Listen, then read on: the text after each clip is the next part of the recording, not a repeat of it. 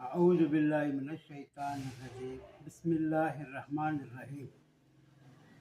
என் அன்புமிக்க அல்லாவின் நல்லடியார்கள் உங்கள் அனைவருக்கும் அல்லாவுடைய சாந்தியும் சமாதானமும் உண்டாவதாக என்று கூறிக்கொண்டு எப்பொழுதும் அஊது பில்லாஹி மினஷ் ஷைத்தானிர் ரஜீம் என்று சொல்லி ஆரம்பம் செய்ய வேண்டும். ஏனென்றால் சைத்தான் குறுக்கீடு இல்லாமல் இருக்கும். சைத்தானிலிருந்து விரட்டப்பட்ட சைத்தானிலிருந்து பாதுகாப்பு தேடிக்கொள்வது நமது கடமை. அதுவும் குரான் பற்றி ஓதும்போது நிறைய குறுக்கீடுகள் ஏற்படும். அந்த குறுக்கீடுகளை தவிர்ப்பதற்கு அல்லாவே குரானில் சொல்வான், நீங்கள் சைத்தானிலிருந்து அவளிலிருந்து பாதுகாவல் பெற்று அல்லாவின் குரானை தொடர்ந்து ஓதுங்கள் என்பதாக கூறுவான். அந்த வகையில் இந்த அஊது பில்லாஹி மினஷ் ஷைத்தானிர் ரஜீம் என்று ஓதிக்கொண்டு ஆரம்பம் செய்கிறேன்.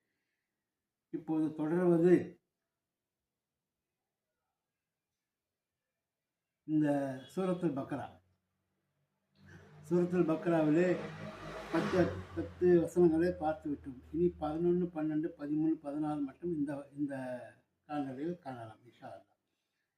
இதற்கிடையில் இந்த பொறாமை என்னும் நோய் நயவஞ்சகர்கள் மனதிலே உண்டாக்கிவிட்டது, அது அதிகமாகிவிட்டோம் என்பதாக அல்லாஹ் கூறி முடிக்கிறார். அந்த நயவஞ்சகம் என்னவென்றால், நோயின் தன்மை உடலின் பலவீனத்தை ஏற்படுத்தி மரணம் வரை இட்டு செல்லும்.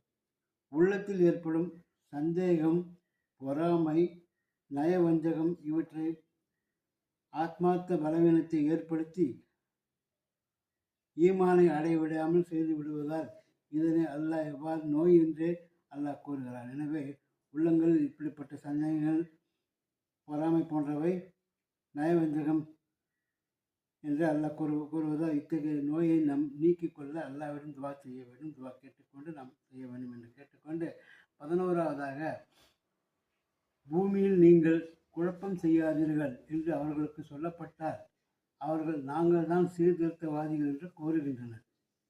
12, மூமின்களை அறிந்து கொள்ளுங்கள், நிச்சயமாக அவர்கள்தான் குழப்பம் ஏற்படுத்துபவர்கள், எனினும் அவர்கள் அதனை உணர்கிறார்கள் இல்லை. 13, நல்ல மனிதர்கள் ஈமான் கொண்டது போல் நீங்களும் ஈமான் கொள்ளுங்கள் என்று அவர்களுக்கு கூறப்பட்டால் மூடர்கள் ஈமான் கொண்டது போல் நாங்களுமா ஈமான் கொள்வோம் என்று அந்நயவஞ்சகர்கள் கூறுகின்றனர். மூமின்களை அறிந்து கொள்ளுங்கள், நிச்சயமாக அவர்கள்தான் மூடர்கள், எனினும் அவர்கள் தங்களது மூலத்தனத்தை அவர்கள் அறிகிறார்கள் இல்லை. மேலும் 14வது வசனம், நயவஞ்சகர்களான அவர்கள் மூமின்களை சந்திக்கும் பொழுது நாங்களும் உங்களை போன்ற ஈமான் கொண்டுள்ளோம் என்று கூறுகின்றனர். ஆனால் தங்களது தலைவர்களான சைத்தான்களுடன் அவர்கள் தனித்திருக்கும் போது நிச்சயமாக நாங்கள் உங்களுடன் தான் இருக்கிறோம் என்று மூமின்களை அவ்வாறு கூறி நாங்கள் பரிகாசம் செய்கிறோம் என்று கூறுகின்றனர் என்பதாக அல்லாஹ் இந்த வசனங்களில் மூலம் நமக்கு தெரிவிக்கின்றார். இந்த வசனங்களில் உள்ள உண்மைகளை நாம் தெரிந்து கொள்ள வேண்டும் என்பதற்காக ஒவ்வொரு வசனத்தின் பொருளையும் நான் உங்களுக்கு எடுத்திருக்கின்றேன்.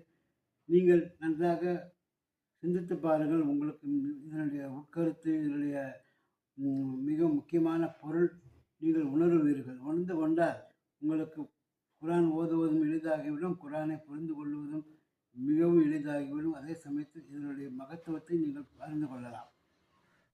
அல்லாஹ் தன் மறையிலே இவ்வாறு கூறுவான், வல் பித்னத்து அஷத்து மினல் கத்தல் என்று கூறுவான். குழப்பம் விளைவிப்பது கொலையை விட மிகவும் பாவமான செயல் என்பதாக அல்லாஹ் கூறுவான். விரைவில் பார்ப்போம் அந்த வசனங்களை இன்ஷா அல்லாஹ். அப்படி இருக்கையில் இன்று குழப்பம் விளைவிப்பது ஒரு சிலருக்கு மிகவும் எளிதான விஷயம். இந்த குழப்பத்தை நம்பி அவர்கள் என்ன செய்கிறார்கள், அது உண்மை என்று நம்பி அந்த இந்த குழப்பத்திலேயே மனிதர்கள் வலம் வருகிறார்கள். இந்த குழப்பத்தை இன்னும் மிகுதியாக்கி அவர்களை அலைக்கழிக்கிறார்கள். எனவே குழப்பவாதிகளுக்கு மறுமையிலே மிகவும் மோசமான ஒரு இடம் இருக்கிறது என்றால் அது நரகத்தை தவிர வேறு எதுவுமே இல்லை. எனவே அவர்கள் அறிந்து கொள்ள வேண்டும்.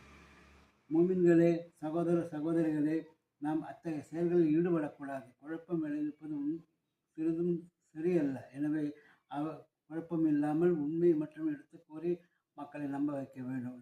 அனாவசியமாக எந்த ஒரு குழப்பத்தையும் உண்டாக்கக்கூடாது என்று கேட்டுக்கொள்வதோடு இன்ஷா அல்லாஹ் வரும் காலங்களில் இன்னும் நிறைய பார்க்கலாம் என்று கூறிக்கொண்டு வாய்ப்புக்கு நன்றி கூறி விடைபெற்றுக் கொள்கிறேன். வாஹர் தவானா அல்ஹம்துலில்லாஹி ரப்பில் ஆலமீன்.